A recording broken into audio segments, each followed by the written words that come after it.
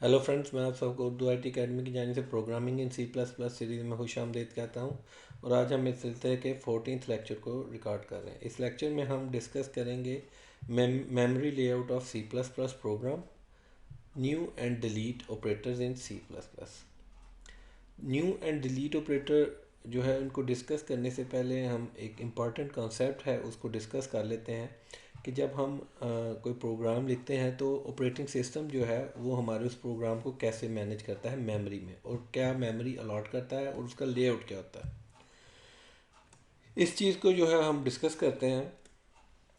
जो memory layout है typically वो 5 सेगमेंट्स में जो है वो डिवाइड किया जाता है ऑपरेटिंग सिस्टम की जानिब से टिपिकली, जिनमें से जो फर्स्ट सेगमेंट होता है जो सबसे बॉटम यानी सबसे पहले आता है उसको हम टेक्स्ट सेगमेंट कहते हैं। देन हमारे पास डाटा सेगमेंट आता है, देन हीप और उसके ऊपर स्टैक, और देन अनमैप या रिजर्व्ड जो है वो सेगमेंट कहलाता है।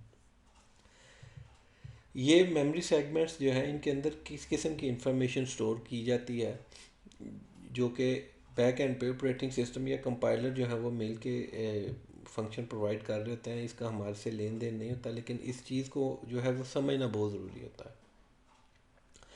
तो जो टेक्स्ट सेगमेंट है इसके ऊपर किस किस्म की इंफॉर्मेशन स्टोर होती है, इसके ऊपर जो है वो बेसिकली आपके प्रोग्राम की जो एग्जीक्यूटेबल इंस्ट्रक्शंस होती हैं जो C++ प्रोग्राम में हमने लिखी होती हैं, वो जो है वो बेसिकली टेक्स्ट सेगमेंट के ऊपर होती है। इसको कोड सेगमेंट भी कहते हैं, ठीक है।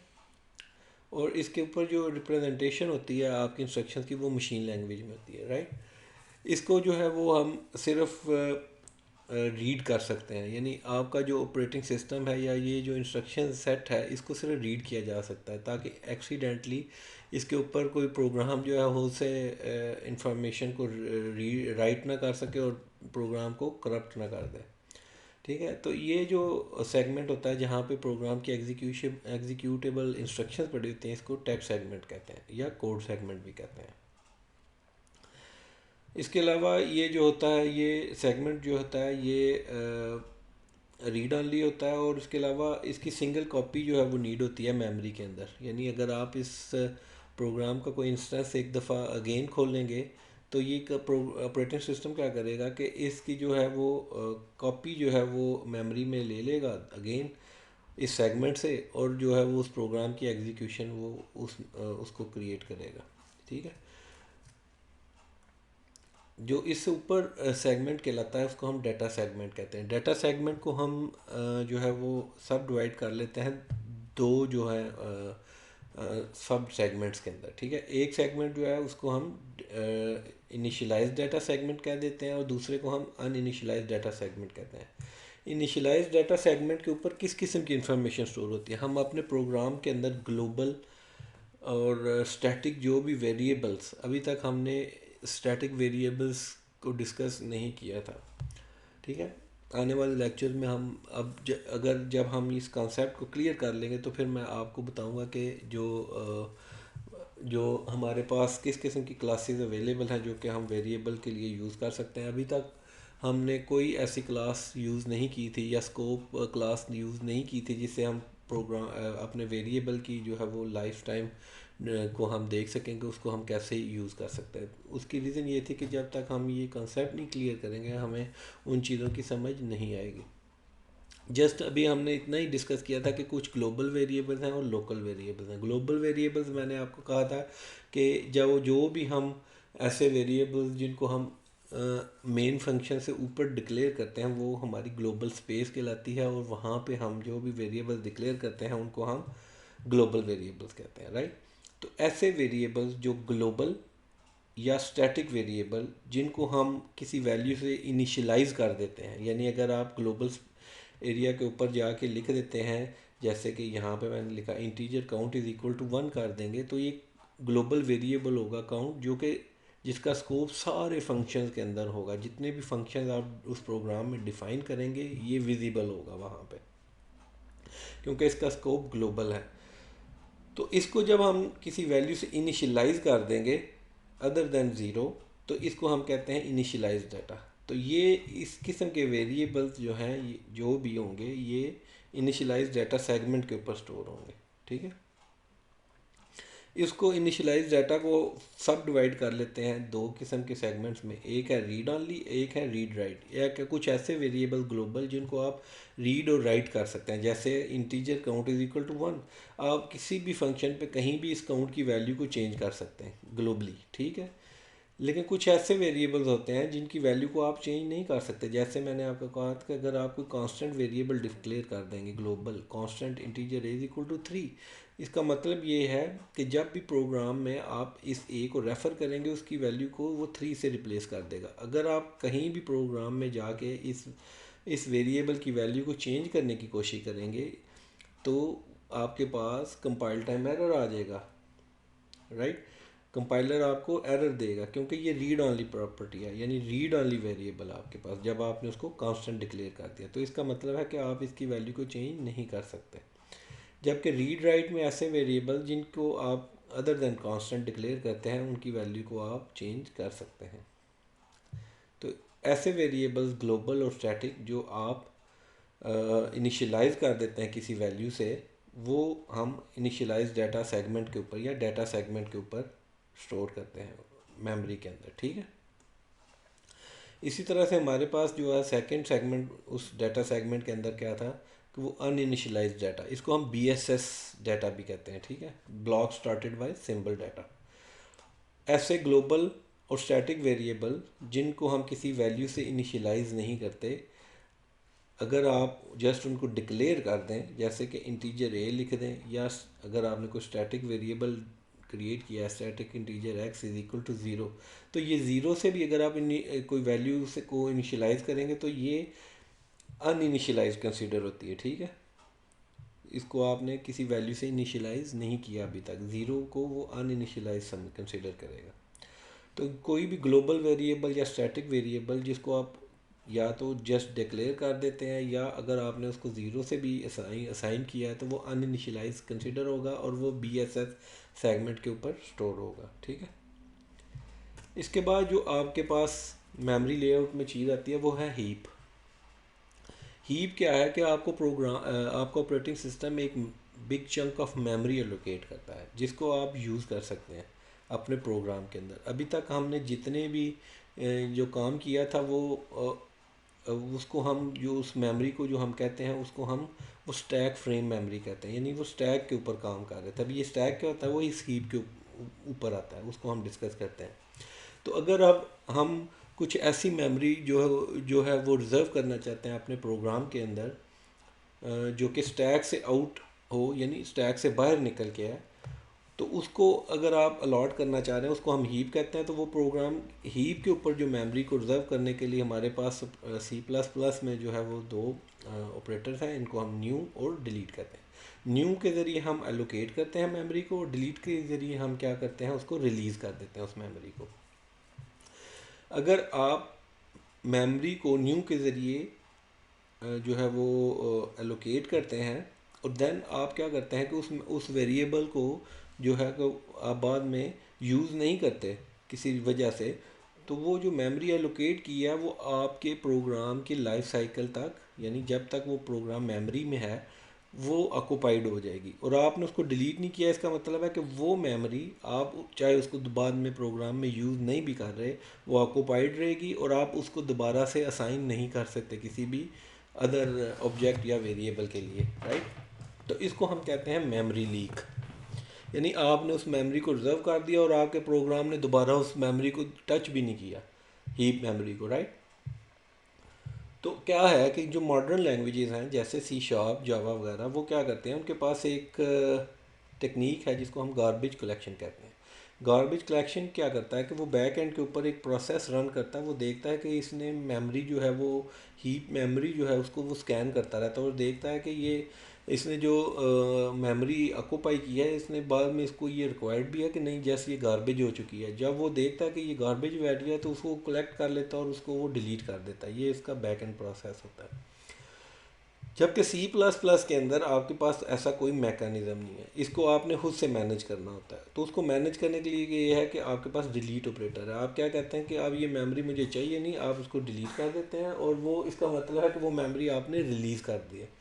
फिर वो ऑपरेटिंग सिस्टम क्या करता है, उस मेमोरी को वो रिलीज़ कर देता है यूजिंग दिस डिलीट ऑपरेटर। जब आप यूज़ करते हैं तो आप देन वो दोबारा से जो है वो असाइनेबल हो जाती है, किसी भी आप वो उस मेमोरी को असाइन कर सकते हैं। यानी अगर आप कुछ ऑक्यूपाई करना चाह रहे होंगे तो वो इस हीप मेमोरी के ऊपर आप उस मेमोरी को यूज़ कर सकते हैं। तो ये जो मेमोरी लीक है ये आपको याद रखना है कि अगर आपने किसी वजह से आप प्रोग्राम के अंदर आपने वो मेमोरी ऑक्यूपाई की और उसको बाद में यूज़ नहीं किया या डिलीट नहीं किया, तो वो मेमोरी जो है वो आपके लिए जो है वो अनयूजेबल हो जाएगी। ठीक है, तो ये हीप जो है ये अभी हम डिस्कस करेंगे कि हम कैसे इसके ऊपर जो है वो मेमोरी जो है वो ऑक्यूपाई कर सकते हैं यूजिंग न्यू। उसे इस चीज़ को समझने से पहले हम देखते हैं ये स्टैक, ये कॉल स्टैक भी हम इसे कहते हैं। अभी तक हमने जितना काम किया वो स्टैक के ऊपर हमें, ये भी स्टैक भी एक किस्म की मेमोरी है लेकिन एक डाटा स्ट्रक्चर है जो इस मेमोरी को मैनेज कर रहा होता है। तो ये जो मेमोरी है स्टैक मेमोरी, ये बेसिकली क्या है, इसको सीपीयू मैनेज कर रहा होता है। यानी वो इसको मैनेज कर रहा होता है कि आपके प्रोग्राम की एग्जीक्यूशन कहाँ से स्टार्ट हुई, उसको मैंने कैसे एग्जीक्यूट करना है, ये सारा कुछ जो है वो सीपीयू पीछे मैनेज कर रहा होता है स्टैक के ऊपर, कॉल स्टैक के ऊपर। यानी वो सबसे पहले देखता है कि आपका मेन फंक्शन, हमें पता है मेन फंक्शन से ऑपरेटिंग सिस्टम को पता है कि इसको जो है यहाँ से प्रोग्राम की एग्जीक्यूशन स्टार्ट होनी है।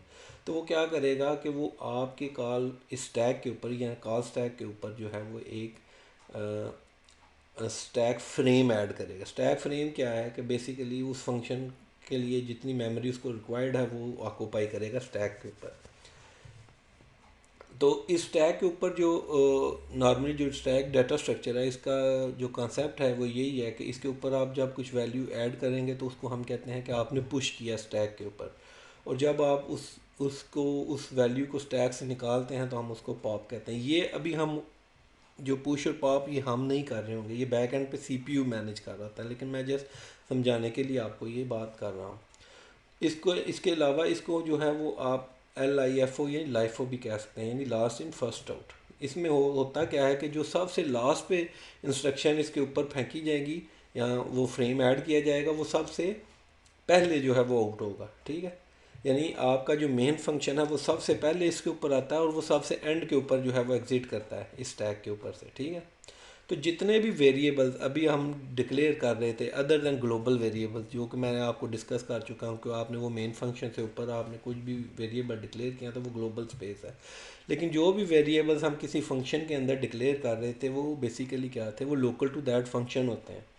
ठीक है, तो वो लोकल टू दैट फंक्शन जो भी वेरिएबल्स होंगे वो इस फ्रेम, जब भी हम वो ऑपरेटिंग सिस्टम ये कॉल स्टैक के ऊपर एक फ्रेम ऐड करता है तो वो उसके साथ जितने भी वो वेरिएबल जो भी डाटा उस फंक्शन से एसोसिएट होता है वो उसके ऊपर जाता है। और जब तक उस फंक्शन की लाइफ होती है उस वक्त तक वो डाटा एक्सेसिबल है। जब वो फंक्शन एग्जिट कर जाता है उस टैग से, यानी पॉप हो जाता है, तो वो जो लोकल वेरिएबल्स हैं उनका स्कोप भी ख़त्म हो जाता है। ठीक है, और ये जो मेमोरी है वो बेसिकली सीपीयू हमारे लिए मैनेज कर रहा था, हमें इसको हमारे इसके लिए वरी होने की ज़रूरत नहीं है। अब हम देखते क्या है कि ये स्टैक बेसिकली कैसे वर्क कर रहा है, इसकी एक एग्जांपल करके देखते हैं कि फ़र्ज़ किया है हमारे पास ये एक प्रोग्राम है, ये मैंने साइड बाय साइड एक प्रोग्राम है एक लिखा हुआ। ठीक है, तो सबसे पहले क्या होगा वो मेमोरी, यानी ये जो इसमें आपको हमें पता है कि ये integer count is equal to 1, ये ग्लोबल वेरिएबल है और इसको इनिशियलाइज़ किया हुआ है। ये कहाँ पे स्टोर होगा, अगर आप इसको मेमोरी लेआउट में देखेंगे तो ये डाटा इनिशियलाइज सेगमेंट के ऊपर जाएगा। ठीक है, ये इंटीजर काउंट जो है वो डाटा इनिशियलाइज सेगमेंट के ऊपर जाएगा। इसके बाद ये डेफिनेशन लिखी हुई है फंक्शन की दो, और यहाँ से ये मेन फंक्शन कॉल हो रहा है। तो जब मेन फंक्शन कॉल होगा तो ये हमारे पास एक स्टैक क्रिएट हो जाएगा और इसके ऊपर सबसे पहले जो फ्रेम जो है वो पुश किया जाएगा, वो ये इसको हम स्टैक फ्रेम कहते हैं। इस और हमें पता है कि हर फंक्शन का भी एक एड्रेस है, जैसे हर वेरिएबल का मेमोरी में एक एड्रेस है इस तरह फंक्शन का भी एक एड्रेस है। तो ये स्टैक मेमोरी के ऊपर जब ये फ्रेम ऐड किया जाएगा तो इसका अपना एक एड्रेस है, मेन उसका नाम है और ये उसका एड्रेस है। अब इसके अंदर कोई अगर वेरिएबल डिक्लेयर किए होंगे, जैसे कि इन दिस केस कोई वेरिएबल नहीं है, तो कोई भी ऐसी इंफॉर्मेशन इस फ्रेम के साथ ऐड नहीं हुई है। लेकिन जो ही इंस्ट्रक्शंस कॉल किए जाएगी, ये कॉल ऐड फंक्शन कॉल हो गया। जब ये कॉल ऐड फंक्शन कॉल होगा तो वो स्टैक के ऊपर एक और स्टैक फ्रेम जो है पुश किया जाएगा कॉल ऐड फंक्शन के लिए। तो ये कॉल ऐड फंक्शन आ गया, इसका अपना भी कोई एड्रेस होगा। अब इनके इन बिटवीन, यानी ये जो कॉल फ्रेम्स हैं, इनके इन बिटवीन भी कुछ पॉइंटर्स जो हैं वो वर्क कर रहे होते हैं, जो कि मोर आर्किटेक्चर लेवल की बात है। यानी जब जब आपके प्रोग्राम का कंट्रोल इस मेन से एग्ज़िट हुआ तो इसकी लास्ट इंस्ट्रक्शन क्या थी, उसका एड्रेस क्या था जहाँ से ये एग्ज़िट हुआ, और अब कंट्रोल इसके पास आ गया। तो ये जो जो पॉइंटर्स हैं जो लास्ट इंस्ट्रक्शन को स्टोर करते हैं प्रीवियस फंक्शन के अंदर, कॉलिंग फंक्शन के अंदर, वो पॉइंटर जो है वो अभी हम डिस्कस नहीं कर रहे हैं, क्योंकि वो उससे हमारा कंसर्न भी नहीं है, क्योंकि वो आर्किटेक्चर लेवल की बात है। जस्ट अभी आप ये समझ लें कि ये जब ये कॉल ऐड फंक्शन कॉल हुआ तो इसका अपना भी एड्रेस है। अब इसके अंदर कुछ कॉल ऐड फंक्शन में जाएगा, इधर कंट्रोल आ जाएगा आपके पास, तो इसमें कुछ लोकल वेरिएबल्स हैं, वो इधर इसके कॉल फ्रेम स्टैक के ऊपर आ जाएंगे, कॉल इस स्टैक फ्रेम के ऊपर। अब यहाँ से जो भी ये फंक्शन परफॉर्म कर रहा होगा वन बाई वन वो कॉल करेगा। अब यहाँ पे जब कंट्रोल आएगा इस लाइन के ऊपर, यहाँ पे वो ऐड फंक्शन कॉल हो गया। जब वो ऐड फंक्शन कॉल होगा तो अभी तक वो देखें यहाँ पे इस प्रोग्राम की एग्जीक्यूशन या इसका स्कोप जो एंड नहीं हुआ, यहाँ से ऐड कॉल हुआ तो वो स्टैक फ्रेम के ऊपर एक ऐड फंक्शन ऐड हो जाएगा। ये देखें, आप देखें लाइफो, यानी लास्ट इन फर्स्ट आउट। अभी तक ये जो मेन फंक्शन सबसे पहले था ये स्टैक के ऊपर है, उसने देखा वो कॉल ऐड हो गया, कॉल ऐड फंक्शन कॉल हुआ, उसने देखा इसके अंदर अगेन एक ऐड फंक्शन कॉल हो गया, उसका अपना एड्रेस था, इसके अपने कुछ वेरिएबल्स है। तो वो क्या करेगा, जब ऐड फंक्शन आया तो वो यहाँ पे आ जाएगा। इसमें उसने देखा कि एक वेरिएबल है लोकल जी और ए और बी, और उसने ए और बी को प्लस किया और एड्रेस उसके रिज़ल्ट को जी में स्टोर कर दिया। अब जब यहाँ से वो रिटर्न करेगा, यहाँ से रिटर्न जी जब आ जाएगा तो कंट्रोल जो है वो, अब ये लास्ट एग्जीक्यूशन थी जहाँ से प्रोग्राम ने कॉल किया नेक्स्ट फंक्शन को, तो यहाँ पे वो कंट्रोल दोबारा आ जाएगा। जो भी वैल्यू जी में होगी वो आंस में इस वेरिएबल में स्टोर हो जाएगी, उसके बाद सी आउट करेगा। लेकिन जब ये रिटर्न करेगा तो ये स्टैक के ऊपर से ये जो फ्रेम है जो लास्ट ऐड का फंक्शन का, ये रिमूव हो जाएगा। ठीक है, यानी यहाँ से वो पॉप हो जाएगा। मेरे पास यहाँ पे अब इसकी एनिमेशन नहीं लगी हुई, लेकिन आप जस्ट समझें कि यहाँ से वो रिमूव हो जाएगा। जब वो रिमूव होगा तो इसके ये जो लोकल वेरिएबल्स हैं जो अभी तक इस टैग मेमोरी के अंदर से, इनका स्कोप भी ख़त्म हो जाएगा और ये भी रिमूव हो जाएंगे। Then control again call add के पास आ जाएगा। कॉल ऐड के अंदर क्या है कि वो वैल्यू साइन हुई और सी आउट किया, यहाँ से वो सी आउट करेगा, कंसोल के ऊपर आउट करेगा, और देन इसका कंट्रोल भी ख़त्म हो जाएगा। कॉल ऐड से जो है वो कंट्रोल जो है वो, अब जब इसका स्कोप ख़त्म होगा तो यहाँ से वो रिटर्न करेगा, यहाँ पे आ जाएगा मेन फंक्शन पे, और कॉल स्टैक मेमोरी से ये भी पॉप हो जाएगा फ्रेम। ठीक है, और अब मेन फंक्शन रह जाएगा एंड पे आपके पास, और जब ये मेन फंक्शन रिटर्न करेगा तो वो स्टैक से ये भी रिमूव हो जाएगा। तो इस तरह से ये स्टैक वर्क कर रहा था। अभी तक हम जितने भी अरेज और स्ट्रक्चर या कोई भी वेरिएबल्स हमने डिक्लेयर किए थे, वो उनका जो स्कोप था वो इस टैग फ्रेम तक था, यानी लोकल थे, लोकल टू सम फंक्शन अभी हम काम कर रहे थे। अगर हम अब जो ये स्टैक फ्रेम है इसका कुछ साइज़ भी होता है मेमोरी में। ठीक है, हर ऑपरेटिंग सिस्टम या आर्किटेक्चर के से रिलेटेड होता है, डिपेंड करता है कि वो उसको कितना, इस स्टैक को जो है वो साइज़ अलॉट करता है। ठीक है, ये इसकी वो मैक्सिमम कोई वैल्यू होगी, इसको आप चेंज भी कर सकते हैं, लेकिन नॉर्मली क्या है कि वो 1 मेगाबाइट तक जो है वो इसको देता है इस स्टैक फ्रेम को ऑपरेटिंग सिस्टम। तो वो क्या करेगा कि वन बाई वन पुश करेगा इसके ऊपर, और वन बाई वन जब जब वो कॉल करता जाएगा उनको वो पॉप भी करता जाएगा। ठीक है, और जो लास्ट पे इन होती है वो फर्स्ट आउट होती है पहले, तो इसको लाइफो स्ट्रक्चर भी कहते हैं, लास्ट इन फर्स्ट आउट। तो अभी तक हम जो भी अरेज वगैरह डिक्लेयर कर रहे थे तो हम बाउंड थे कि आप स्टैटिकली बताते थे कि यार अरे क्रिएट करो 10 एड्रेसेस की, आप कहते थे अरे क्रिएट करो 10 एड्रेसेस की। तो वो क्या करता था कि स्टैक फ्रेम के ऊपर, ये जो मेमोरी है स्टैक फ्रेम के ऊपर, इसके ऊपर कंटिजियस एक मेमोरी अरे के लिए जो है वो स्टोर कर देता था। अब यहाँ पे हम इसको हम कहते हैं कि हम स्टैटिक बताते हैं कि ये इतनी एड्रेस हमें चाहिए, लेकिन अगर आपको वो डायनामिक मेमोरी चाहिए, आप कहते हैं कि आप अरे क्रिएट करें डायनामिकली। मसलन वो यूज़र कहे कि मुझे जो है वो 10 एड्रेसेस चाहिए, इसकी स्पेस चाहिए, तो आप फ्रेम के ऊपर ये जो है वो असाइन नहीं कर सकते थे। यूज़र से वैल्यू लेके आप अरे को पास नहीं कर सकते थे। फॉर एग्ज़ाम्पल अगर हम कोड ब्लॉक्स में जाएं तो यहाँ पे हम क्या करते हैं, एक फ़ाइल क्रिएट करते हैं न्यू, और इसका नाम जो है हम जस्ट स्टैटिक अरे रख देते हैं। मैं ये चीज़ समझाने के लिए जो है वो CPP साथ बस लिखूँगा। तो हम क्या करते हैं कि इंक्लूड करते हैं आयो स्ट्रीम,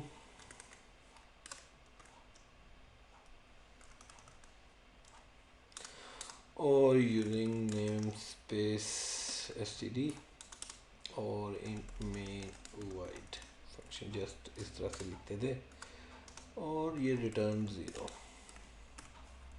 तो अभी हम जब अरे डिक्लेयर करते थे, यानी हम पहले बताते थे कि ये टीचर अरे ए है, और इस तरह यहाँ हम उसका साइज़ बता देते थे कि ये 10 जो है मैक्सिमम जो है वो एड्रेस स्पेस को ऑक्यूपाई करेगी। तो ये यहाँ पे जब मेन फंक्शन कॉल होता है अकॉर्डिंग टू दिस, अगर आप उस प्रोग्राम को यहाँ पे समझे तो वो मेन के अंदर क्या करेगा, वो कहेगा कि यहाँ पे एक रे वेरिएबल है ए, और इसके लिए 10 एड्रेस ऑक्यूपाई करो इस स्टैक फ्रेम के ऊपर, ठीक है।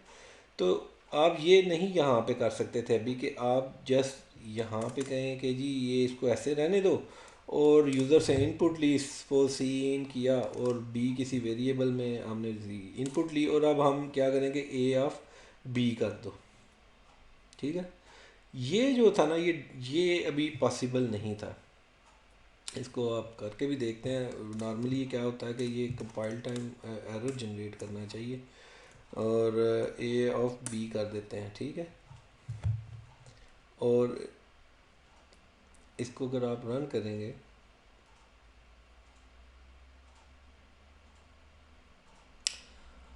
ओ वाइड किधर से आ गया, ओप्स,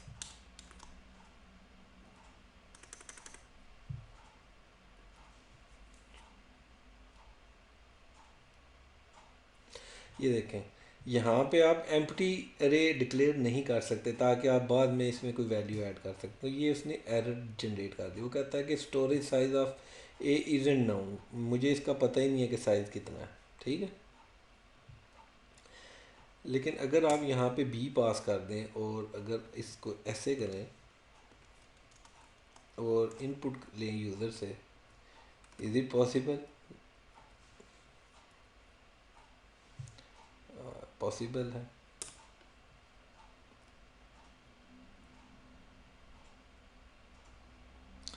और मल्टीपल डेफिनेशन आ गया, अच्छा ठीक है, क्योंकि वो एक से ज़्यादा जो है वो इस प्रोग्राम के अंदर मेन फंक्शन है। तो इसको मैं क्या करता हूँ, प्रॉपर्टीज़ में गया और बिल्ड टारगेट्स में गया, और इसको मेन को खत्म करके स्टैटिक अरे वाले फंक्शन को रन करते हैं, और इसको हमने कहा जी कि फॉर ऑफ ऐड कर दो, ठीक है। ये इतना फंक्शन तो वो परफॉर्म कर रहा है। और इसी तरीके से हम क्या करेंगे कि अगर आप उसको बोलते हैं कि ये जो वैल्यूज़ हैं ए ऑफ बी की, इसको अगर हम मोर देन, मसलन मैं यहाँ पे जो कहना चाह रहा था वो ये है कि अगर इस स्टैक फ्रेम के साइज़ से ज़्यादा वैल्यू अगर आप देना चाह रहे हैं तो यहाँ पे आपके प्रॉब्लम आ जाएगी। मिसाल के तौर पे यहाँ पे अगर मैं फॉर एग्ज़ाम्पल इसको समझने के लिए ये करते हैं कि मैं बी वेरिएबल में वैल्यू लेता हूँ और इसको मैं वैल्यू दे देता हूँ ये वाली, इज़ इट पॉसिबल? उसने वो टेक कर लिया, ठीक है। कोई बड़ी वैल्यू देने की कोशिश करता हूँ, लेकिन क्या ये जो ए ऑफ बी है, अब यहाँ पे ए ऑफ बी जो है इसका साइज़ जो है वो स्टैक फ्रेम के अंदर है, ये देखने की बात है। अगर तो वो स्टैक फ्रेम से बड़ी आपने कोई वैल्यू दे दी, फ़र्ज़ करें इसको मैं इस तरीके से इनिशलाइज करता हूँ, ए ऑफ सपोज ये वैल्यू देता हूँ, तो ये प्रोग्राम आपका देखें आप क्रैश कर जाएगा। वो देखें उसने यहाँ पे ही मुझे बता दिया इज़ टू लार्ज, कि वो उस स्टैक फ्रेम से बहुत बड़ी वैल्यू, आप इतनी अरे असाइन ही नहीं कर सकते। सिमिलरली जब आप इस इससे बड़ी वैल्यू, यानी आपके पास कोई सपोज बड़ी वैल्यू आ गई है, यहाँ तक ये देखें उसने ये लिया तो उसने कहा डाटा सेगमेंट एरर आ गया और उसने वो प्रोग्राम क्रैश कर दिया। इसका मतलब क्या है कि ये जो लोकल वेरिएबल है, ठीक है, ये आपने BSS के ऊपर स्टोर जब करने लगेगा तो उसने देखा कि यार ये तो स्टैक फ्रेम से बड़ी वैल्यू आ गई है। तो स्टैक फ्रेम से बड़ी वैल्यू आई है तो वो क्या करेगा, बैक एंड के ऊपर क्या होगा कि यहाँ पे सपोज आपने वो अरे डिक्लेयर कर दी थी इस सेंस में, ये वाली, ठीक है, तो वो क्या करेगा इस एड्रेस स्पेस के ऊपर उसको कंटिन्यूस मेमोरी को ऑक्यूपाई करने की कोशिश करेगा। तो वो क्या करेगा इस एड्रेस स्पेस से बाहर निकलने की कोशिश करेगा, कि वो कहेगा कि इतनी मेरे पास मेमोरी नहीं, तो वो उससे बाहर निकलेगा। इसको हम कहते हैं बफर ओवरफ्लो, ठीक है। ये एक इम्पॉर्टेंट कॉन्सेप्ट है, आपने वो सिक्योरिटी में शायद किसी प्रोग्राम में सीरीज़ के ऊपर सुना होगा। तो जब वो बफर ओवरफ्लो होता है तो यहाँ पे वो प्रॉब्लम होता है। लेकिन ये क्या है कि आपका ऑपरेटिंग सिस्टम इसको मैनेज कर रहा है और वो कहता है कि ये मैं आपको अलाउ नहीं करूँगा, और वो क्रैश कर देता है आपके प्रोग्राम को, ठीक है। तो यह इस एड्रेस स्पेस से ज़्यादा अगर आपके पास मेमोरी आपने अलॉट करनी है, देन आप क्या करेंगे कि आप हीप के ऊपर जाने की कोशिश करें। तो हीप मेमोरी के ऊपर जो है वो डाटा अगर आपने स्टोर करना है तो हमारे पास जो है उसको, उसके लिए एक कीवर्ड है वो न्यू। आप जस्ट क्या करते हैं, मैं आपको यहाँ पे करके बताता हूँ कि आप जस्ट लिखेंगे कि न्यू इंट बी। आपने कहा कि हीप के ऊपर जो है वो एक एड्रेस ऑक्यूपाई करो, उसका नाम बी रखो और वो इंटीजर टाइप की वैल्यू लेगा। यहाँ पे इधर तक तो ये सिंटैक्स ठीक है, कोई आपको एरर नहीं आएगा।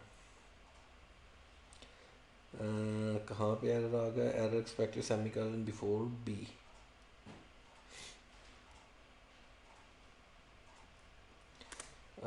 यहाँ तक अगर न्यू इंट कर दें,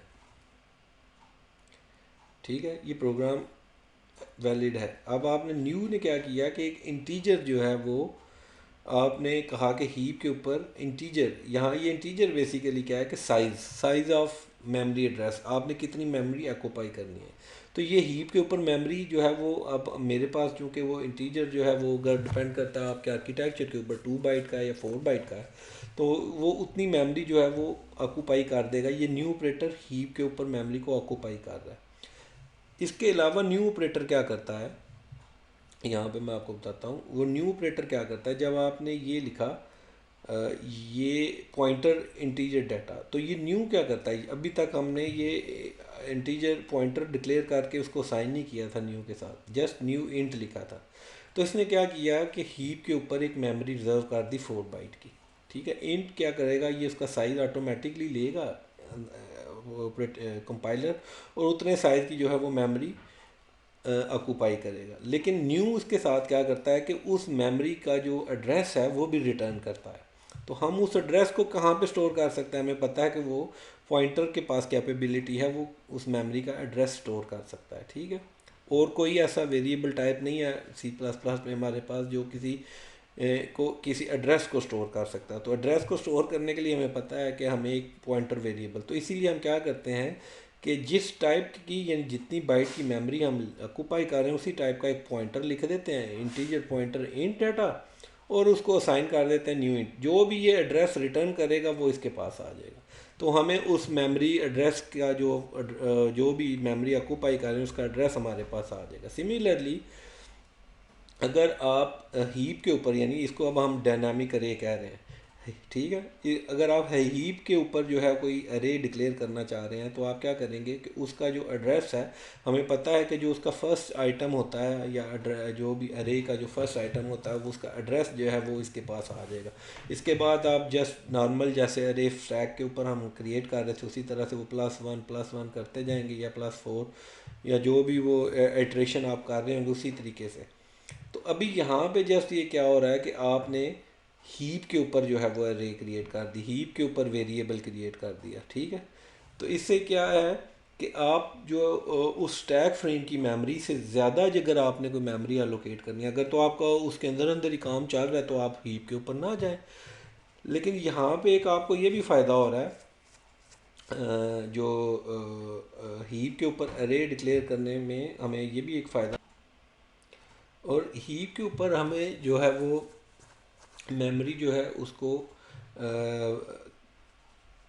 मेमोरी एलोकेट करने का एक फ़ायदा पता क्या हो रहा है। अब स्टैक के ऊपर एक तो मैंने बताया कि आपके पास लिमिटेड स्कोप है, लिमिटेड स्कोप, इसके अलावा वो लोकल टू दैट फंक्शन होगा जहाँ पे हमने वो अरे क्रिएट की। अब हीप के ऊपर क्या है कि ये किसी भी फंक्शन या स्टैक फ्रेम के ऊपर जो है हम एलोकेट नहीं कर रहे, अब हम क्या कर रहे हैं, उस हीप के ऊपर डाटा को स्टोर कर रहे हैं।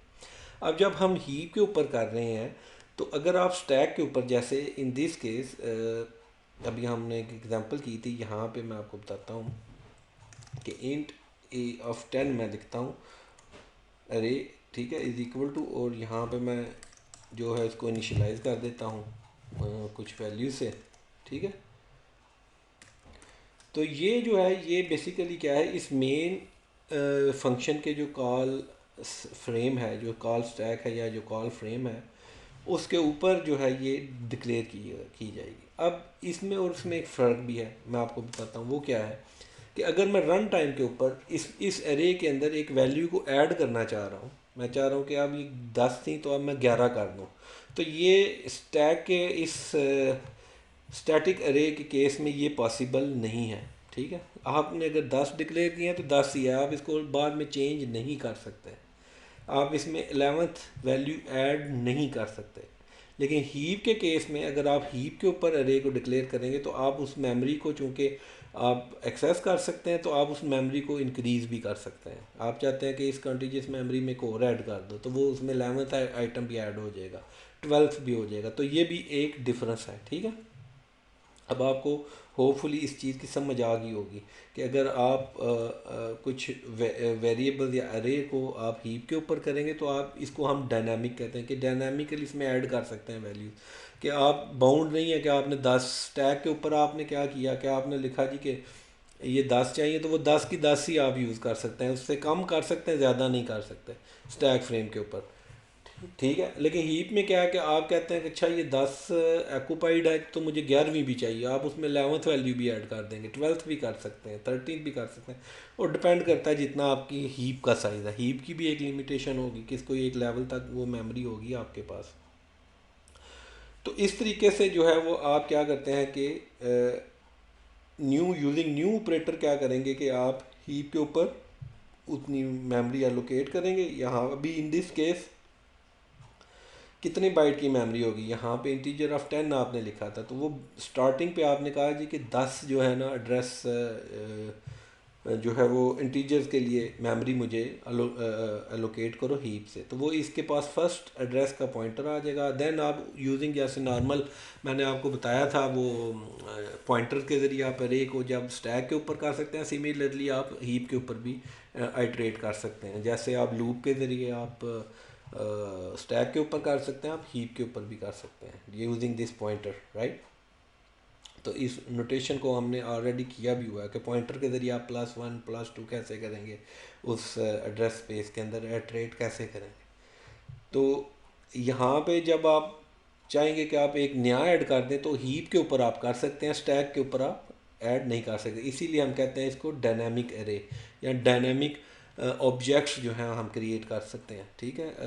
आगे हम स्ट्रक्चर अगर आप क्रिएट करना चाह रहे हैं हीप पे, आप वो भी कर सकते हैं।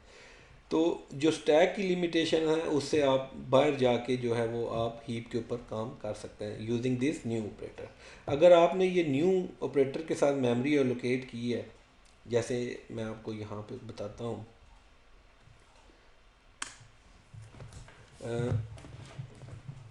अगर मैं यहाँ पे ये क्रिएट करता हूँ कि एक इंटीजर पॉइंटर एज वेरिएबल है, ठीक है, is equal to new int create कर लेते हैं। ये एक इंटीजर चला गया, अब ये इंटीजर क्रिएट हुआ और उसके एड्रेस जो है वो एज के पास आ गया, ठीक है। अब pointer age is equal to 10 कर देता हूँ मैं, इज़ इट पॉसिबल? क्योंकि उसके पास एक एड्रेस है और एक वैल्यू है। अगर मैं इसको आउटपुट करूं एज को, तो क्या आउटपुट करेगा? वैल्यू एट एड्रेस एज 10, ठीक है। लेकिन अगर मैं यहाँ पे ये उतार दूँ, जस्ट एज लिख दूँ, तो ये उसका जो एड्रेस है वो आउटपुट कर रहा होगा, जो एड्रेस हीप से हमारे पास आ गया, ठीक है। तो ये जो वेरिएबल है इंटीजर एज, इसके पास क्या आ गया कि हीप की एक मेमोरी एड्रेस आ गया और उस एड्रेस पे आप वैल्यू असाइन कर सकते हैं। सिमिलरली आप अरे भी क्रिएट कर सकते हैं हीप के ऊपर, ठीक है। आप अब जब मैंने ये वैल्यू यहाँ तक मैंने यूज़ कर ली, मैंने कहा यार अब मुझे ये जो है ना रिक्वायर्ड नहीं है, तो मैं क्या करूँगा, डिलीट, क्या लिखूँगा आगे, इंट, ठीक है, डिलीट एज, ठीक है। तो ये जो मेमोरी यहाँ पे जो इसने एज के पास आ गई थी, मैंने कहा इस मेमोरी को डिलीट कर दो, तो वो डिलीट कीवर्ड के साथ वो मेमोरी डिलीट हो जाएगी।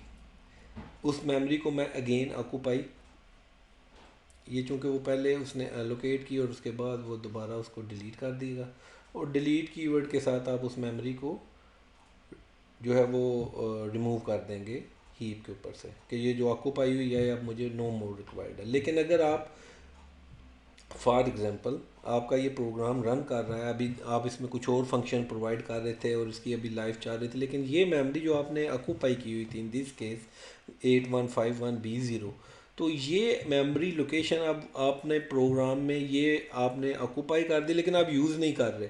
तो उसके बाद ये जो इसको रिमूव करना आपका प्रोग्रामेटिकली आपका काम है, जैसे ही मुझे यहाँ पे डिलीट करनी पड़ेगी। अगर आप नहीं करते, मैं भूल जाता हूँ, और आप इस प्रोग्राम को रन करते हैं, तो ये जो मेमोरी इन दिस केस अभी ये अलॉट हुई है, तो ये अब आपकी इस प्रोग्राम की लाइफ साइकिल तक आप इसको एलोकेट नहीं कर सकते, क्योंकि आपने आगे कुछ और काम करना शुरू कर दिया था, यहाँ पे कुछ और इंस्ट्रक्शन लिखनी शुरू कर दी थी, कोई प्रोग्राम लॉजिक ऐसी थी। तो ये मेमोरी अब आपके लिए रिजर्व है, इसको मेमोरी लीक कहते हैं। ये अब उधर कुछ डाटा तो पड़ा हुआ है, लेकिन आप इसको यूज़ नहीं कर रहे हैं, ठीक है। तो ये आपका काम है प्रोग्रामेटिकली उस मेमोरी को रिमूव करना। इसके लिए आपकी हेल्प करने के लिए कोई गार्बेज कलेक्टर नहीं आएगा जो बैक एंड पे चल रहा होगा और उस मेमोरी को स्कैन कर रहा है, ठीक है, जैसे सी शार्प या जावा वगैरह में। सिमिलरली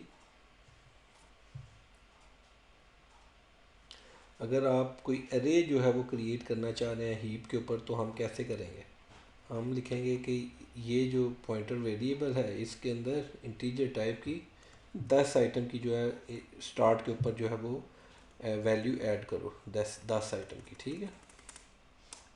तो जब हम इसको मैनिपुलेट कर लेंगे इस वैल्यू को यूजिंग दिस एरे, हमें पता है कि एरे में ट्रावर्स करने के लिए हमने क्या किया था कि पॉइंटर टू और फिर एज +1 करेंगे, तो ये फर्स्ट एड्रेस जो है वो 0th लोकेशन पे होगा। 1 ऐड करेंगे तो वो क्या करेगा, 4 बाइट्स का जंप लेगा। इन माई केस चूँकि इंटीजर 4 बाइट्स का, तो वो नेक्स्ट 4 बाइट्स की मेमोरी के ऊपर जंप करेगा। ये हमें पता है, ये हम पॉइंटर जब पढ़े थे तो उसमें हम डिस्कस कर चुके हैं। तो इस मेमोरी को जो हमने एलोकेट की है, ये डायनामिक, तो इसको मुझे जो है वो डिलीट भी करना है। तो डिलीट कीवर्ड लिखेंगे और इसके बाद हम क्या लिखेंगे, एक्सक्यूज मी मुझे थोड़ी खांसी आ रही थी, तो डिलीट और उसके बाद पैरेंथेसिस लिखेंगे और वेरिएबल नेम लिख देंगे। तो हमें पता होगा कि ये एरे है डायनामिक, तो इसको वो डिलीट कर देगा।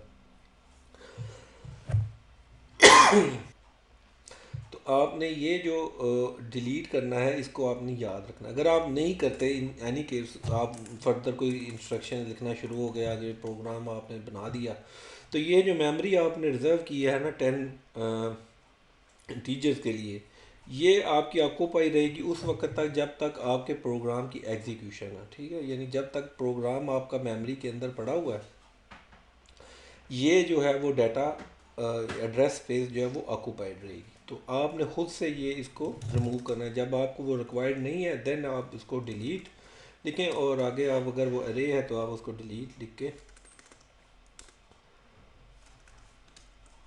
उसका नाम लिख दें कि ये अरे डिलीट कर दो।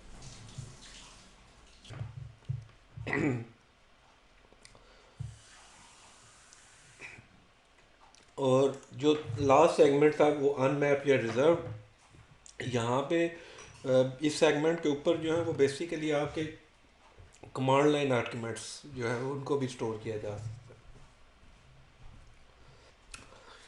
है। जो कमांड लाइन आर्ग्यूमेंट्स हैं वो अपने आप प्रोग्राम में आप दे सकते हैं, इसको अभी हमने डिस्कस नहीं किया। वो कमांड लाइन आर्ग्यूमेंट्स कहाँ पे देते हैं आप, जो मेन फंक्शन को कुछ आर्ग्यूमेंट्स पास किए जाते हैं। जैसे आपने अगर जावा या सी शार्प में देखा होगा कि यहाँ पे इंट ए आर जी और ए आर जी वी जो है वो पास की जाती है करे, तो उसको अभी हमने डिस्कस नहीं किया। अभी हम मेन फंक्शन को कोई पैरामीटर नहीं पता, तो ये पैरामीटर्स और कुछ ऐसी रिजर्व स्पेस जो कुछ स्पेशल वैल्यूज़ के लिए वो स्टोर करता है, वो क्या करेगा ऑपरेटिंग सिस्टम इस अनमैप या रिजर्व स्पेस के ऊपर उनको स्टोर करेगा। तो आपको अभी समझ आ गई होगी कि ये डायनामिक मेमोरी हम क्यों अलोकेट करना चाह रहे हैं, ये स्टैक के ऊपर क्यों नहीं हम काम करते।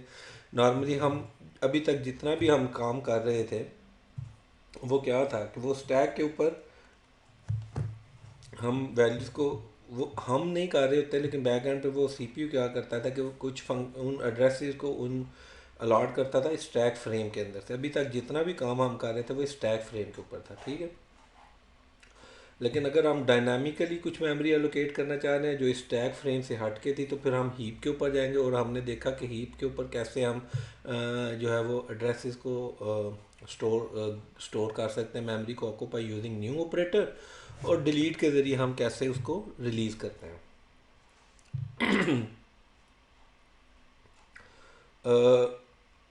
इन स्टैक के ऊपर जो वैल्यूज़ को पुश किया जाता है, यानी ये जो इसको हम स्टैक फ्रेम भी कहते हैं। अभी तक इनके अंदर जितना भी ये वेरिएबल्स है ये लोकल, ठीक है। इस लोकल स्कोप को अभी एक क्लास भी दिया जाता है, वो जो हम प्रोग्रामिंग के अंदर अभी तक हमने सी प्लस प्लस के अंदर उसको यूज़ ही नहीं किया, हम जस्ट इंटीजर लिखते थे। तो बाय डिफ़ॉल्ट क्या होता है, वो इसके साथ ऑटोमेटिक भी या ऑटो भी लिखा जाता है, ऑटो, ठीक है। इसको हम कहते हैं कि इनकी जो जिनका स्कोप है, लाइफ साइकिल है, वो ऑटो है। ऑटो मीन ये लोकल टू समथिंग है। तो अगर आप ऑटो नहीं भी लिखते, जस्ट इंटीजर अभी जो नॉर्मल हम कर रहे थे अभी तक प्रोग्रामिंग में, तो वो इसको जैसे इंटीजर बी लिख दिया तो वो इसको बाय डिफ़ॉल्ट वो इम्प्लिसिटली ऑटो कंसीडर करता है कि इसका स्कोप ऑटो है, यानी टू लोकल टू फंक्शन है, किसी फंक्शन के लोकल होगा। तो ये जो क्लासेस हैं, जैसे ये ऑटो है, स्टैटिक है, अगर मैं स्टैटिक वेरिएबल क्रिएट करना चाह रहा हूँ, इनको भी हमने डिस्कस नहीं किया। इसकी वजह ये थी कि मैं चाह रहा था कि पहले ये जो स्टैक फ्रेम और स्टैक या हीप का कॉन्सेप्ट जो है इसको क्लियर कर लें, दैन इनके ऊपर जाएंगे। तो अभी अब आपको समझ आ गई होगी कि जब मैं लोकल कह रहा था तो इसका मतलब है कि इनका स्कोप विद इन किसी फंक्शन के अंदर है।